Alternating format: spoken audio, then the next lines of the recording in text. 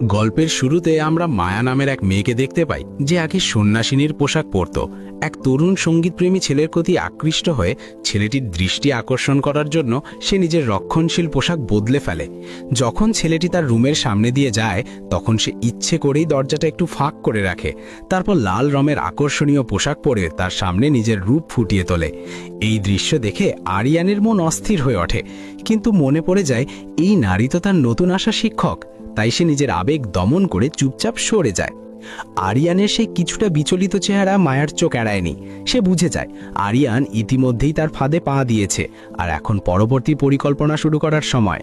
সেই রাতেই সে আর দেরি না করে গোপনে আরিয়ানের রুমে ঢুকে পড়ে। বিছানায় ঘুমিয়ে থাকা তরুণটিকে দেখে সে সঙ্গে সঙ্গে কিছু না করে আগে মোবাইল বের করে ভিডিও রেকর্ডিং চালু করে সেটি সুবিধাজনক জায়গায় রেখে আসে। তারপর ধীরে ধীরে নিজের পোশাক খুলে ফেলে। হালকা শব্দে ঘুমন্ত আরিয়ান জেগে ওঠে। সে কিছু বুঝে ওঠার আগেই মায়া তার কাছে এসে নিজের অনুভূতির কথা জানায়। এতে আরিয়ান একই সঙ্গে বিস্মিত ও ঘনিষ্ঠ হয়, কারণ দিনের বেলায় দেখা সেই দৃশ্য তার মাথায় ঘুরছিলই। কিন্তু মায়া তার শিক্ষক, আর তার নিজেরও একজন প্রেমিকা আছে, এই ভাবনা থেকেই সে কষ্ট করে মায়াকে প্রত্যাখ্যান করার চেষ্টা করে। মায়া যেন ছেলেটির মন পড়ে ফেলেছিল। সে আশ্বাস দেয় যে আরিয়ানকে এর জন্য কোনো দায় নিতে হবে না। নানা প্রলোভন আর মিষ্টি কথার চাপে আরিয়ানের মানসিক প্রতিরোধ ধীরে ধীরে ভেঙে পড়ে। শেষ পর্যন্ত সে নিজেকে পুরোপুরি সামলাতে না পেরে সম্পর্কের গভীরে জড়িয়ে পড়ে। এরপর সব শান্ত হয়ে গেলে আরিয়ান একা বিছানার ধারে বসে থাকে। আগের রাতের বেপরোয়া আচরণের জন্য তার মনে অনুশোচনা জন্মায়।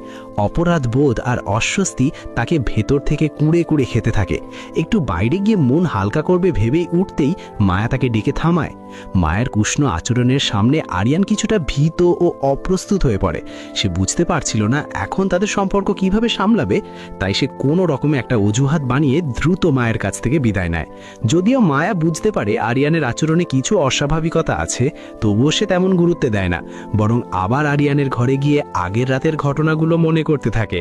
এমনকি আরিয়ানের কাপড় হাতে নিয়ে তাতেও ডুবে যায়। ঠিক তখনই ঈশিতা হঠাৎ সেখানে ঢুকে পড়ে এবং মায়ার সেই অস্বাভাবিক আচরণ দেখে ফেলে। তার মনে হয় নতুন এই শিক্ষিকার মধ্যে কিছু একটা ঠিক নেই। ফিরে গিয়ে সে সবকিছু আরিয়ানকে জানায়। এতে আরিয়ানের ভেতরে বিপদের ঘণ্টা বেজে ওঠে। সে বুঝে যায় যেভাবেই হোক মায়ার সঙ্গে এই সম্পর্ক শেষ করতে হবে, না হলে একদিন না একদিন সব ফাঁস হয়ে যাবে। তাই সে গির্জায় গিয়ে পাপ স্বীকার করে, আশা করে কোনো পাদ্রির কাছ থেকে সাহায্য পাবে। কিন্তু সে যা বলছিল তার কোনো জবাব আসছিল না। হঠাৎ পর্দা সরে যায় আর ভেতরে ঢুকে আসে মায়া। অর্থাৎ পাশের ঘরে পাদ্রি নয়, মায়াই ছিল। আরিয়ানের সব স্বীকারোক্তি মায়া উল্টো নিজের প্রতি গভীর প্রেমের প্রকাশ হিসাবে ধরে নেয়। মায়ার আকর্ষণের সামনে আরিয়ান আবারও দুর্বল হয়ে পড়ে আর আগের সব